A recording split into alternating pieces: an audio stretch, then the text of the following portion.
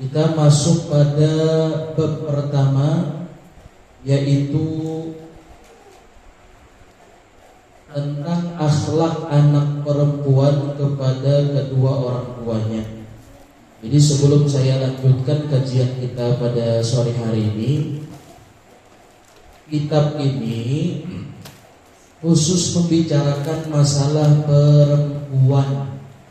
Jadi yang laki-laki tidak ada pembahasannya. Nah, untuk bab pertama ini dikhususkan kepada pembahasan mengenai bagaimana akhlak seorang perempuan kepada kedua orang tuanya. Nah, mudah-mudahan panjenengan yang punya anak-anak, khususnya anak perempuan, mudah-mudahan menjadi anak perempuan yang salihah. Dan mudah-mudahan panjenengan yang masih punya orang tua bisa mengamalkan sesuai dengan ajaran para ulama, sehingga panjenengan pun walaupun sudah menjadi ibu tetap menjadi anak yang salihah kepada orang tua panjenengan. Amin ya rabbal alamin. Nah, ini halaman 10.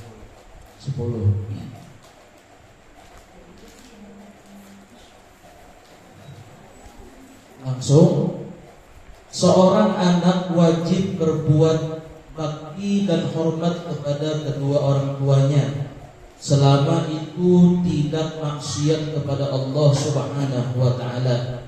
Sama ada mereka tiada berbuat ihsan, atau lebih-lebih lagi mereka berbuat ihsan kepadanya. Karena yang demikian itu kewajiban anak serta mutlak perintah Allah dan Rasulullah. Firman Allah Subhanahu wa ta'ala dalam Al-Qur'an, wa'budullaha wa la tusyriku bihi syai'an wa bil walidaini ihsana. Artinya, dan sembahlah akan Allah dan jangan engkau syarikatkan sesuatu dengannya, dan berbuat ihsan kamu kepada kedua orang tua akan sebagaimana berbuat baik. Dan sabda Rasulullah, thalathatul la yanfa'u mahunna amalun asyirku billah wa uququl walidain wal firaru minas zahaf. Artinya ada 3 macam yang tidak bermanfaat amal ibadah seseorang. Yang pertama, syirik kepada Allah. Yang kedua, durhaka kepada orang tua. Yang ketiga, lari dari peperangan. Nah, ini yang mau kita bahas pada sore hari ini. Jadi disebutkan oleh para ulama, seorang anak itu dia wajib berbakti dan menghormati kedua orang tuanya. Ini yang harus kita tanamkan baik-baik, baik untuk kita sendiri ataupun anak-anak kita.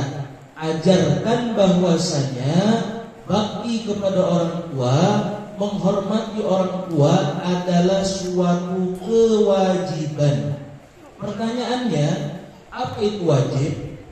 Wajib itu dijelaskan oleh ulama usul fikih, mengatakan mengenai pembahasan wajib itu adalah ma yuthabu ala fi'lihi wa yu'aqabu ala tarkihi. Wajib itu definisinya apabila dikerjakan mendapatkan pahala, apabila ditinggalkan mendapat dosa. Jadi apabila ada seorang anak dia berbakti kepada orang tuanya, dia menghormati kedua orang tuanya, maka dia mendapatkan pahala. Tapi kalau dia durhaka kepada orang tuanya, tidak hormat kepada orang tuanya, maka sebaliknya dia akan mendapat dosa.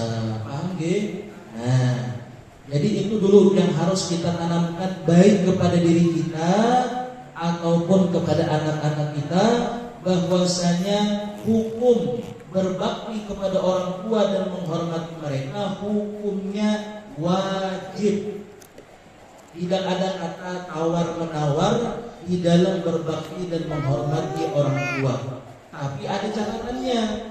Menghormati orang tua, berbakti kepada orang tua itu selama kita tidak disuruh bermaksiat kepada Allah Subhanahu wa ta'ala. Contoh misalnya, ada seorang anak perempuan disuruh oleh ibunya minta dibelikan beras, atau minta dibelikan bumbu, atau minta dibelikan pulsa dan lain sebagainya. Nah, perintah-perintah seperti ini itu wajib dijalankan oleh seorang anak. Dikarenakan apa?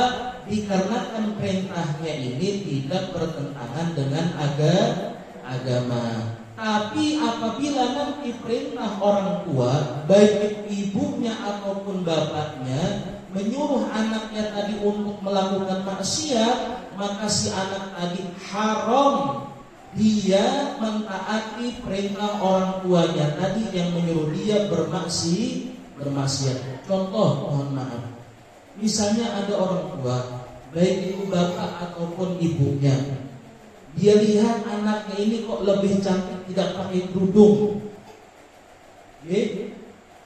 Dilihat tuh, kayaknya kamu ini lebih cantik tidak pakai kerudung. Terus lepas saja hijabnya, lepas aja jilbabnya. Nah, perintah yang seperti ini itu tidak wajib ditaati oleh seorang anak. Dikarenakan apa? Dikarenakan orang tuanya tadi memerintahkan dia kepada sesuatu yang bakal bermaksiat kepada Allah. Paham nggih? Nah, jadi seperti itu. Dan saya mau menyampaikan juga khususnya kepada ibu-ibu yang sudah punya anak dan panjenengan itu masih punya orang tua, baik itu ibu ataupun ayah panjenengan. Ingat pesan saya, nggih. Misalnya sampeyan itu kepingin anak sampeyan itu enak diatur, enak disuruh, enak diminta tolong dan lain sebagainya. Tanamkan dari sekarang sampeyan itu harus seperti itu juga kepada orang tua panjenengan. Misal orang tua kita minta tolong sama kita, ayo tolong mereka. Kalau mereka tadi misalnya menyuruh kita untuk melakukan sesuatu, kerjakan perintah tadi.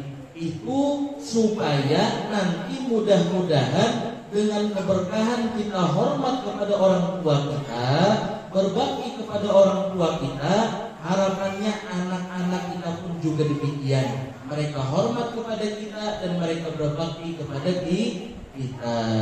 Maka dari itu, tanamlah dari sekarang bibit-bibit yang baik kepada orang tua kita sendiri, agar nanti apabila kita sudah punya anak, insya Allah kita akan menuai hasil bibit yang telah kita tanam kepada orang tua kita tadi.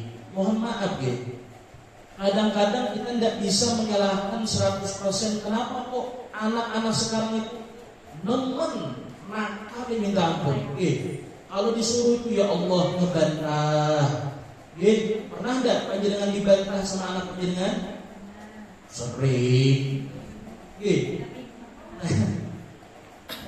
Padahal kalau kita kaji bagaimana para ulama menjelaskan hal dalam permasalahan orang tua ini, kadang-kadang kita tidak bisa menyalahkan anak itu 100% salah mereka. Kadang-kadang kita tidak merasa kesalahan itu datangnya datangnya dari diri kita. Nah, kesalahan dari mana? Kesalahannya adalah ketika kita dulu suka membantah orang tua kita juga, sehingga Allah membalasnya lewat anak kita tadi ngebantah gitu juga. Nah, ada perempuan, mohon maaf, waktu itu telepon ke saya, terus cerita bahwa si anak ini sudah lumayan dewasa, sudah lumayan pikirannya itu bagaimana cara untuk mendapatkan uang, mau cari kerja. Akhirnya si anak ini dia dapat pikiran mau ikut jualan angkringan. Paham gak? Mau jualan angkringan, tapi tempatnya itu agak jauh. tempatnya agak jauh. Misalnya mungkin dari sini sampai ke Balian sana, jauh, paham gak? Nah, ternyata keinginan si anak ini tadi kepingin kerja mandiri, tidak mau menyusahkan orang tuanya, dilarang sama orang tuanya dengan beberapa alasan. Di antara alasan itu seperti ini.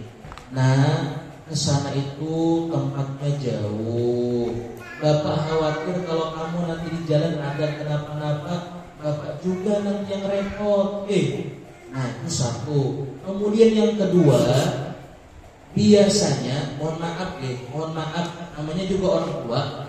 Nah, kata beliau biasanya kalau angkringan itu di tempat di perempuan yang jual, biasanya ada yang goda, paham gak? Ada yang ngerayu semacam-macam.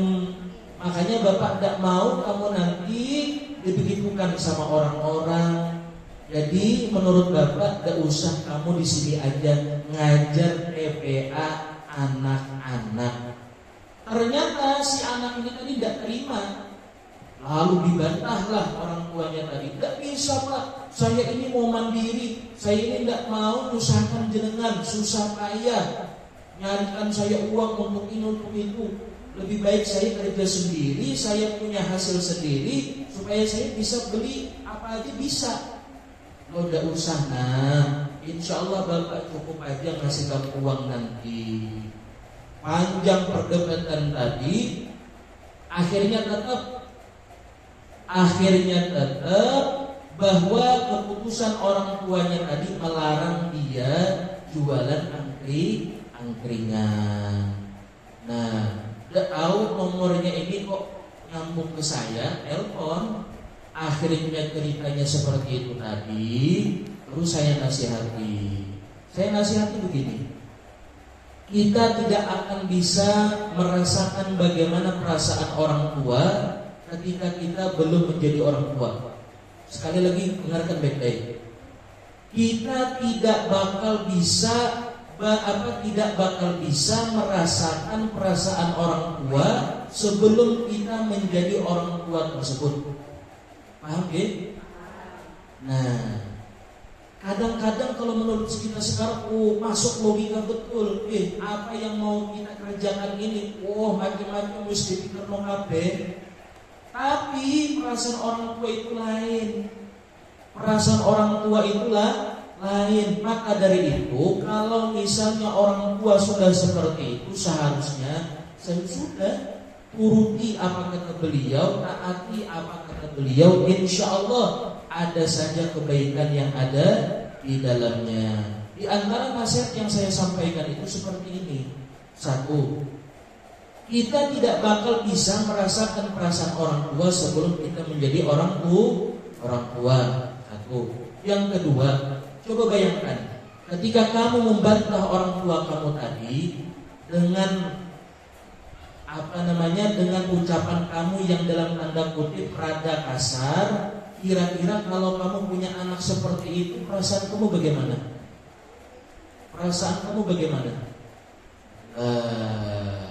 Pasti gitu kan, ternyata nangis. Nah begitulah. Kalau sekarang kita itu tidak menjadi orang tua, makanya tidak tahu bagaimana perasaan orang tua itu kepada kita sebagai anak-anaknya. Khawatir luar biasa. Tapi kita kadang-kadang tidak mikir ke sana. Paham gak? Nah, maka dari itu sekali lagi yang mau saya sampaikan adalah tidak ada anak yang gagal ketika dia taat kepada orang tuanya. Tidak ada anak yang gagal ketika anak tadi berbakti taat kepada orang tuanya. Insya Allah anak yang bisa berbakti kepada orang tuanya dengan cara mentaati apa yang sudah menjadi keputusan orang tuanya, insya Allah anak tersebut akan menjadi anak yang bahagia fid dini wad dunya wal akhirah. Paham gak?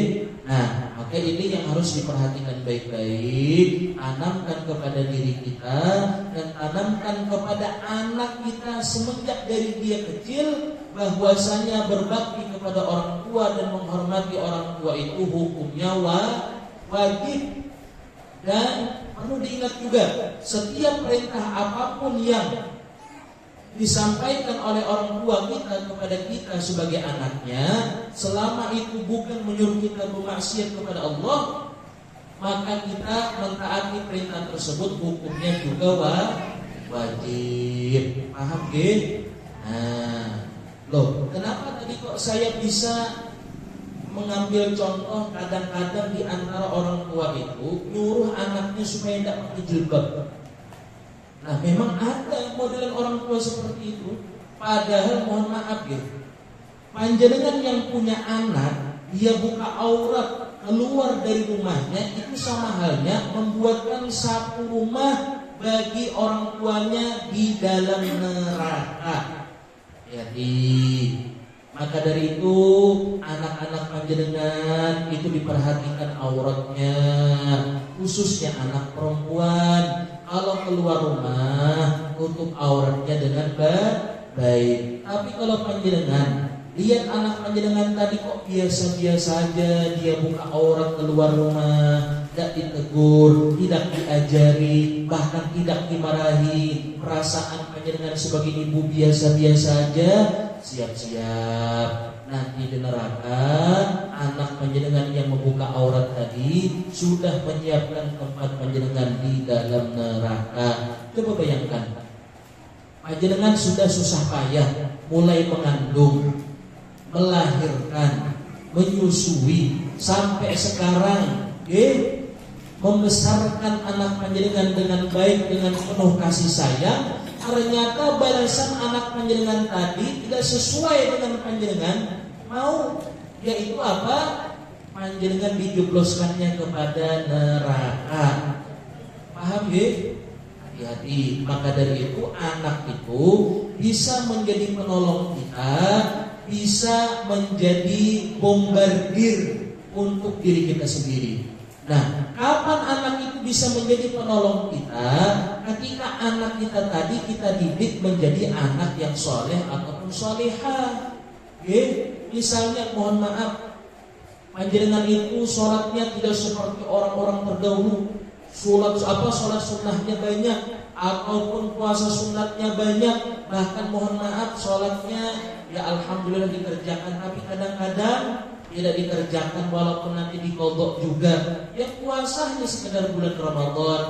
Kadang-kadang di hari yang lain terjatuh dalam kemaksiatan dan lain sebagainya. Tapi panjenengan tadi punya anak yang soleh ataupun solehah, insya Allah anak modelan seperti itu nanti akan menjadi penolong panjenengan di dalam kubur, bahkan nanti di akhirat. Makanya diceritakan begini, ada orang tua yang tidak begitu taat kepada Allah Subhanahu wa taala, maksiatnya lebih banyak daripada ketaatannya kepada Allah Subhanahu wa taala. Tapi orang tua ini dia punya anak soleh solehah. Ternyata ketika orang tuanya tadi mohon maaf dimasukkan Allah ke dalam neraka, anaknya yang soleh dan solehah ini tadi ada di dalam surga. Ternyata dia ini kebingungan, nyari orang tuanya kok gak ada. Loh, ibu mana? Bapak mana? Ditanya sama si anak tersebut, ya Allah, di mana tempat orang tua saya? Saya dari tadi nyari kok gak ketemu-ketemu. Maka dijawablah si anak tadi, ketahuilah wahai anak, bahwasanya orang tua kamu ada di dalam neraka karena ketaatannya sedikit, maksiatnya banyak. Terus anaknya tadi bilang seperti ini, ya Allah, saya tidak mau masuk surga sendirian. Dikarenakan apa? Dikarenakan orang tua saya luar biasa di dalam membesarkan saya penuh dengan kasih sayang. Mereka menyekolahkan saya ke tempat pendidikan agama sehingga saya tahu sholat, sehingga saya tahu bagaimana kewajiban-kewajiban kepadamu, sehingga saya bisa menutup aurat dengan baik, saya bisa baca Al-Quran, itu dengan keberkahan orang tua saya tadi membesarkan saya dengan baik, penuh kasih sayang, membiayai saya masuk ke dalam pendidikan agama, sehingga saya bisa menjadi perempuan yang solihah atau anak yang soleh. Maka dari itu ya Allah, saya tidak rela kalau hanya saya sendiri masuk di dalam surga, sedangkan orang tua saya ada di dalam neraka. Maka dari itu ya Allah, saya mohon tolong orang tua saya yang sudah ada di dalam neraka itu, tolong masukkan mereka ke dalam surga. Maka setelah Allah mendengarkan seperti itu, orang tuanya tadi yang asalnya taatnya sedikit, maksiatnya banyak, akhirnya Allah tarik dari neraka tadi, Allah masukkan ke dalam surga, disatukan, digolongkan, digabungkan beserta anaknya yang soleh ataupun yang solehah tadi. Paham gak? Itu loh pentingnya punya anak yang soleh atau anak yang solehah, supaya menjadi penolong kita nanti di akhirat. Tapi sebaliknya, kalau panjenengan sebagai orang tua, bodoh amat, paham gak? Bodoh amat sama sama anak panjenengan. Anak panjenengan tidak sholat, dibiarkan. Anak panjenengan tidak menutup aurat, dibiarkan. Anak panjenengan tidak puasa di bulan Ramadan, dibiarkan. Hal-hal yang wajib untuk dia lakukan dibiarkan begitu saja. Maka hati-hati, nanti panjenengan akan dituntut di hadapan Allah Subhanahu wa ta'ala. Maka dari itu ada salah satu cerita yang pernah disampaikan oleh sebagian guru saya. Dulu itu diceritakan ada dua orang tua yang sungguh luar biasa ibadahnya kepada Allah Subhanahu wa ta'ala. Ya sholatnya rajin, puasanya rajin, sedekahnya rajin. Wah, Masya Allah, ibadahnya pol-polan. Tapi ada hal yang kurang bagus dalam rumahnya tadi. Yaitu apa? Anaknya dia tidak didik dengan didikan yang baik. Akhirnya anaknya tadi tidak menjadi anak yang soleh ataupun solehah, bahkan menjadi anak yang tidak baik. Dia tidak sholat, tidak puasa di bulan Ramadan, paham gak? Bahkan tidak menutup auratnya sebagai anak perempuan. Pokoknya macam-macam maksiat yang dia kerjakan. Orang tuanya ini menengahi, paham gak? Didiamkan aja, dibiarkan saja anak modelan seperti itu tadi, tidak mau tahu, yang penting saya sudah kasih waktu, selesai. Paham gak? Nah, ternyata ketika orang tuanya ini tadi di akhirat dengan anaknya, orang tuanya ini mau masuk surga satu langkah aja lagi. Berapa langkah? Satu langkah saja lagi, kedua orang tuanya ini bakal masuk ke dalam surga. Tiba-tiba anaknya yang dimasukkan ke dalam neraka terlebih dahulu teriak, "Ya Allah, saya tidak ridho, saya tidak rela kalau kedua orang tua saya masuk surga sedangkan saya masuk neraka. Saya tidak rela ya Allah." Ditanya sama Allah, "Kenapa kamu tidak rela orang tuamu masuk surga?" "Iya ya Allah, saya tidak rela dikarenakan orang tua saya dulu waktu dia masih di dunia, dia tidak mendidik saya dengan pendidikan yang baik. Saya dibiarkan begitu saja. Saya tidak ditegur kalau tidak sholat, saya tidak ditegur kalau tidak menutup aurat. Saya dibiarkan begitu saja. Hanya kehidupan duniawi saja yang mereka pikirkan, tapi kehidupan akhirat saya dibiarkan begitu saja. Maka dari itu ya Allah, saya tidak rela kalau orang tua saya masuk surga sedangkan saya masuk neraka." Nah, ketika seperti itu Allah mendengarkan jawaban si anak tadi. Orang tuanya yang satu langkah aja tadi mau masuk ke dalam surga, akhirnya diseret masuk ke dalam neraka. Gara-gara apa? Gara-gara anaknya seperti itu. Paham deh? Nah, jadi terserah panjenengan itu mau dapat anak yang baik ataupun anak yang buruk, terserah. Itu kuncinya ada di tangan panjenengan masing-masing.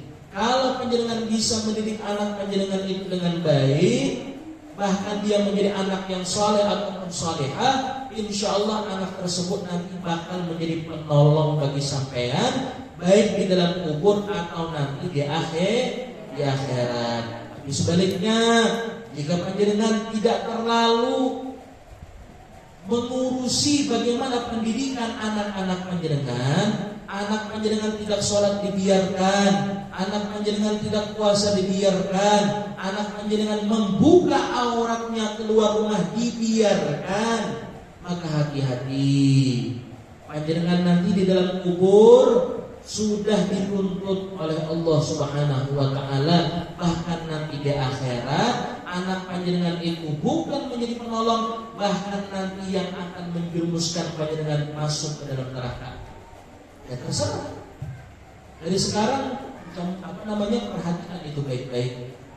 Tapi harapan kita mudah-mudahan anak-anak kita semuanya menjadi anak-anak yang saleh dan salehah, yang bisa membanggakan kita sebagai orang tuanya dan bisa menjadi penolong kita baik di dalam kubur bahkan nanti di akhirat. Amin ya rabbal alamin. Bahkan taat kepada orang tua,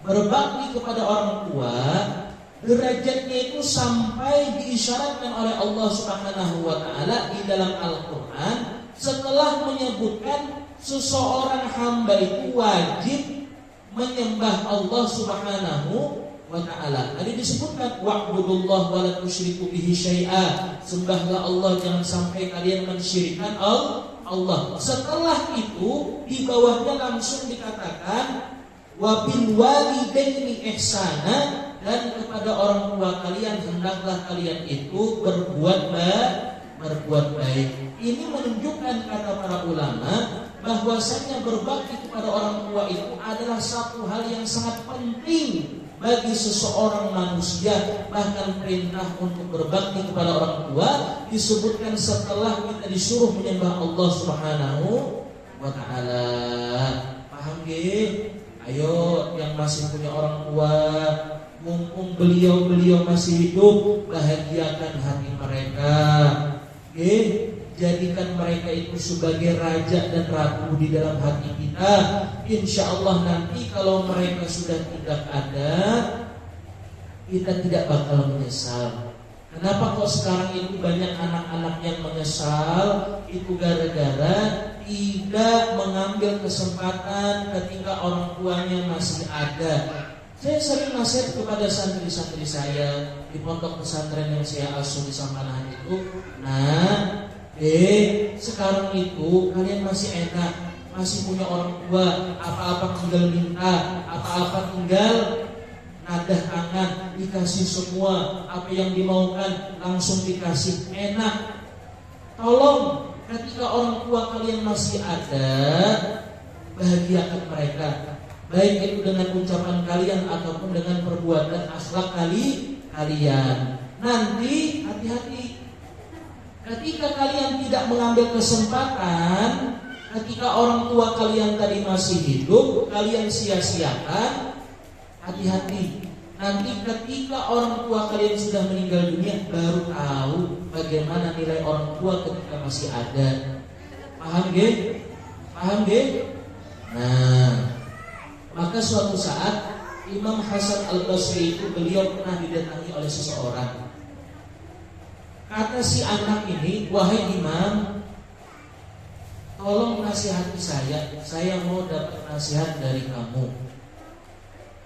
Terus kata Imam Hasan Al-Basri, ahayyul walidah, saya mau tanya sebelum saya memberikan nasihat kepadamu. Ya boleh, wahai imam, silakan. Mau tanya apa? Saya mau tanya, kata Imam Hasan Al-Basri, orang tua kamu masih hidup atau sudah meninggal dunia? Dua-duanya sudah meninggal dunia, atau salah satunya, atau masih hidup semua? Kata si anak tadi, orang tua saya sudah meninggal dunia.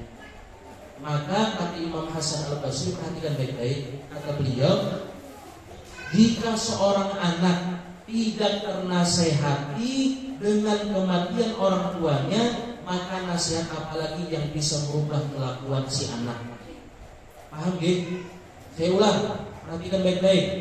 Kata Imam Hasan Al-Basri, kalau dengan kematian orang tua belum bisa menasihati anak supaya dia bisa menjadi anak yang baik, maka nasihat apalagi yang lebih manjur supaya menjadikan seorang anak bisa menjadi baik. Tidak ada lagi penyesalan yang akan terjadi dalam kehidupan. Maka dari itu, mumpung orang tua masih ada, bahagiakan mereka.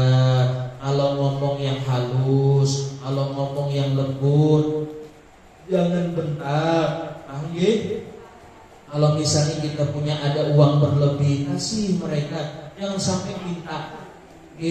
Jangan sampai minta. Oke lah, kalau minta juga kasih.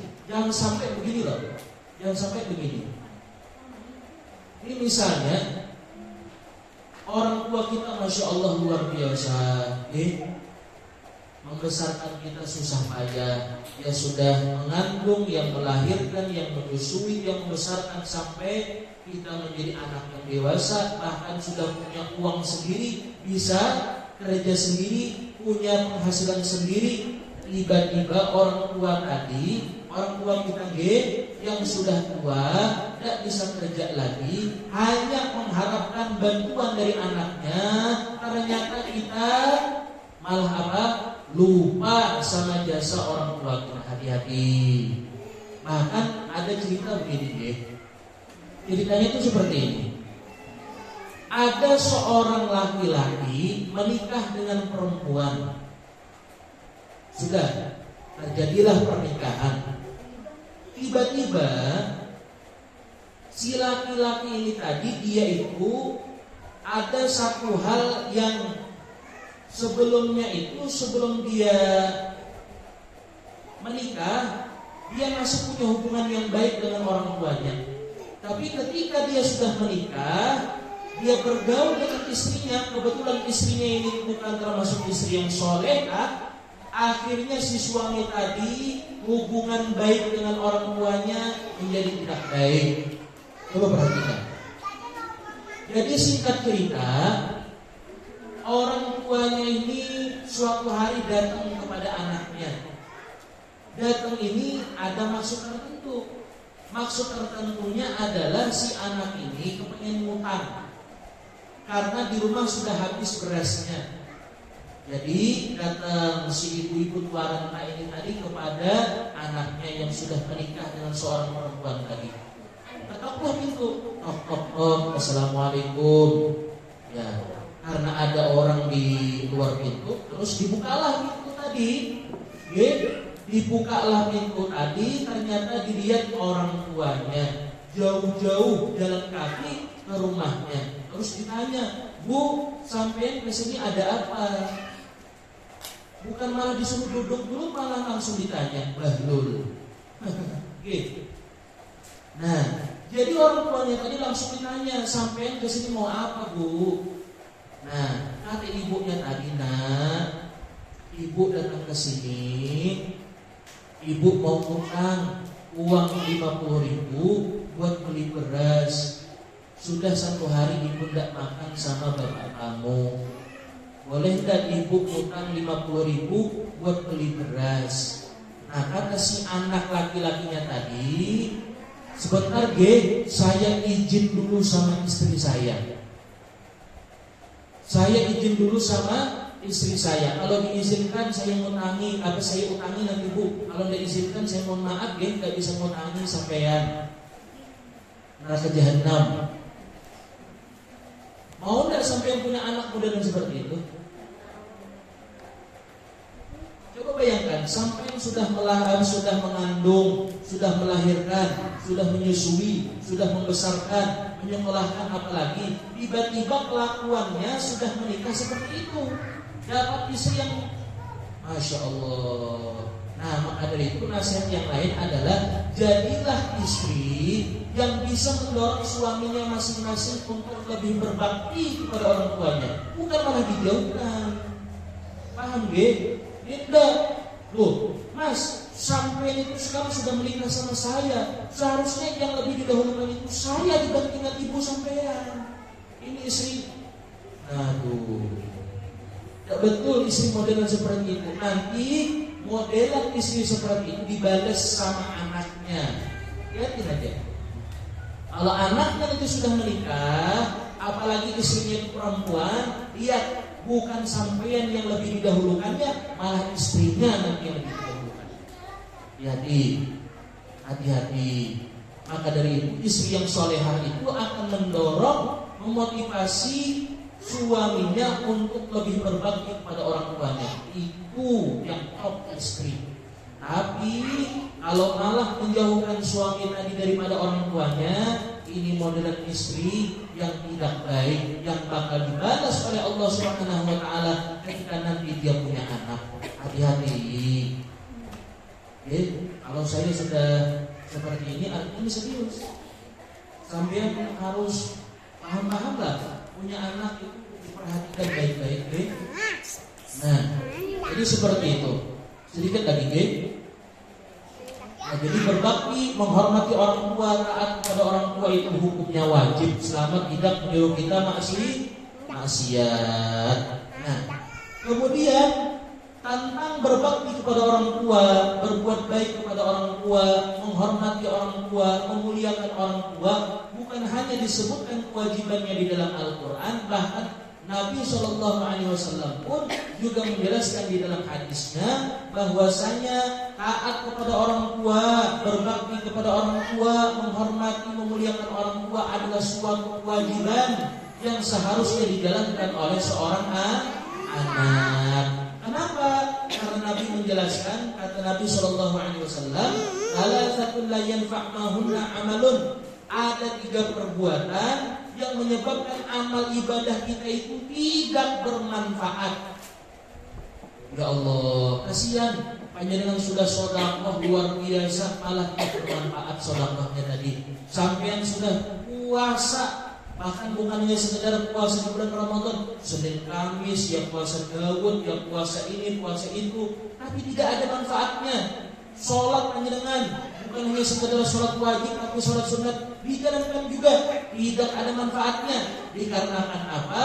Dikarenakan ada 3 hal yang membuat amal ibadah yang sudah kita kerjakan itu tidak ada manfaatnya sekali.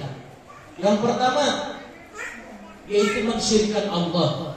Yang kedua, lari dari peperangan. Ini tidak usah kita bahas. Yang kita bahas adalah uququl walidain, yaitu durhaka kepada orang tua, menyebabkan seluruh amal yang sudah kita kerjakan itu tidak bermanfaat sama sekali.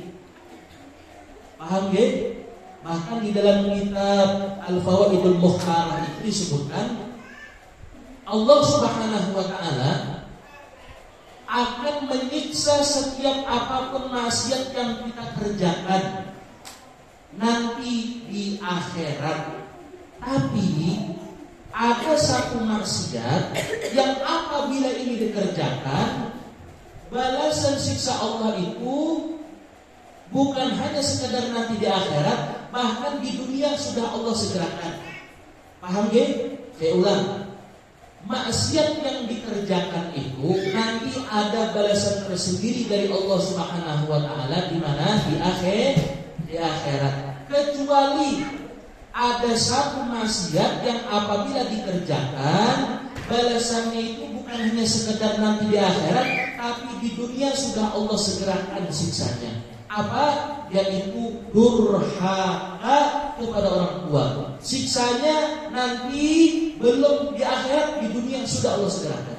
Lihat modelan anak seperti itu yang tidak berbakti kepada orang tuanya, durhaka kepada orang tuanya, tidak bakal mendapatkan kebahagiaan dunia dan akhirat, sengsara hidupnya.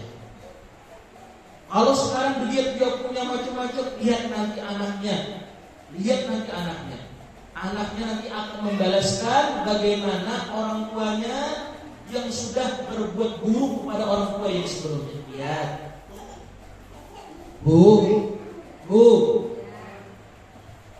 sekarang itu mohon maaf ya, kadang orang tua itu macam-macam.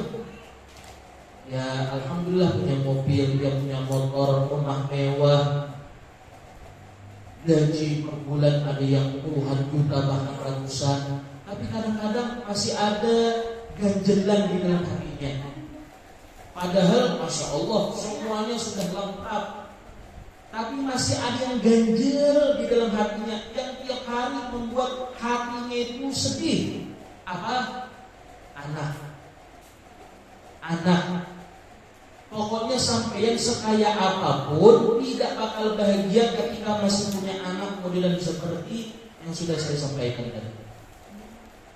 Sekarang banyak modelan seperti itu, punya macam-macam, tapi dia tidak punya anak yang saleh ataupun salehah. Setiap hari sedih aja. Datang ke rumah bawa minuman, datang ke rumah bawa pacar. Apalagi anak sampai ini, dengarkan gini. Anak itu yang mahal, jangan murah. Kadang-kadang ada laki-laki datang ke rumah mau jemput anakku, monggo, bawa. Silahkan bawa mie ayam, bakso. Ya Allah, anak cuman harganya 1 piring mie ayam. Alhamdulillah menjadi kode emosi. Jangan masa nanti datang orang. Assalamualaikum, waalaikumsalam. Bu, ada siapa namanya misalnya? Apa? Jangan. Adalah anak dengan mana guys, saya mau jemput, mau saya ajak mie ayam, mau saya ngajak bakso. Nah, terus kata si bapaknya tadi, jangan dibawa. Ternyata ibunya dari dapur, Pak, gak usah dilarang, kok kita dulu aja begitu. Astagfirullahaladzim. Jangan ya Allah. Ini terakhir saya mau sampaikan. Sekali lagi anak penjenengan itu jangan dijual murah. Ini seorang emosi Jangan dijual murah. Ya Allah, ada laki-laki datang ke rumah panjenengan, mau ngajak mie ayam, mau ngajak bakso, terus diizinkan. La ilaha illallah. Jangan. Bukan mahramnya. Paham bukan mahramnya. Ketika ada 2 orang, laki-laki dan perempuan, tidak didampingi oleh mahramnya, berdua-duaan, satunya siapa? Syaitan yang mengikuti 2 orang sejoli ini namanya syaitan akwar. Syaitan akwar itu tugasnya, mohon maaf saya sampaikan, syaitan akwar itu tugasnya dalam tanda kutip syaitan spesialis bikin orang zina. Sudah saya sampaikan. Nah, jadi si syaitan akwar ini tadi, mohon maaf, dia tiupkan nanti di kemaluan si laki-laki, dan dia tiupkan juga sesuatu di kemaluan si perempuan. Ketika berduaan, dibisiki oleh syaitan si akwar tadi, sudah, gak ada orang juga, orang tua kamu gak ada juga, lihat, orang tua di sini gak ada juga, sudah, lakukan aja. Dilakukanlah zina tadi, na'udzubillah min dzalik, rusak. Kalau emosi hati-hati. Kalau punya anak perempuan, jaga betul-betul. Jangan sampai mau seperti itu, Yang mahal. Apalagi anak pacaran, seneng minta ampun. Ditanya, "Nak, kamu sudah punya pacar belum?" Belum, Bu. Ibu aja dulu masih waktu saat SMP sudah punya pacar. Ya Allah, orang pegendeng. Subhanallah, kok emosi kalau Lu misalnya sampai sudah seperti itu dulu, jangan diulangi lagi karena masa lalu udah seperti itu. Anak jangan sampai lagi ulangkan, pindah. Ibu aja dulu masih satu SMP sudah pacaran, sudah ketemu sama pacar. Kamu udah kelas 1 sudah kelas 3 SMA, masa tidak punya pacar? Orang tua gendeng. Astagfirullahaladzim. Udah emosi Nah, jadi mudah-mudahan harapan saya Panjenengan sebagai orang tua bisa menjaga anak-anak panjenengan dengan baik. Didiklah mereka menjadi anak-anak yang solehah, karena itu menjadi investasi panjenengan nanti, simpanan berharga panjenengan nanti, baik nanti di dalam kubur bahkan nanti di akhirat. Nah, ini terakhir, ingat ya, kita menghormati orang tua, memuliakan orang tua, berbakti kepada orang tua itu bukan hanya sekedar orang tua itu telah berbuat baik kepada kita,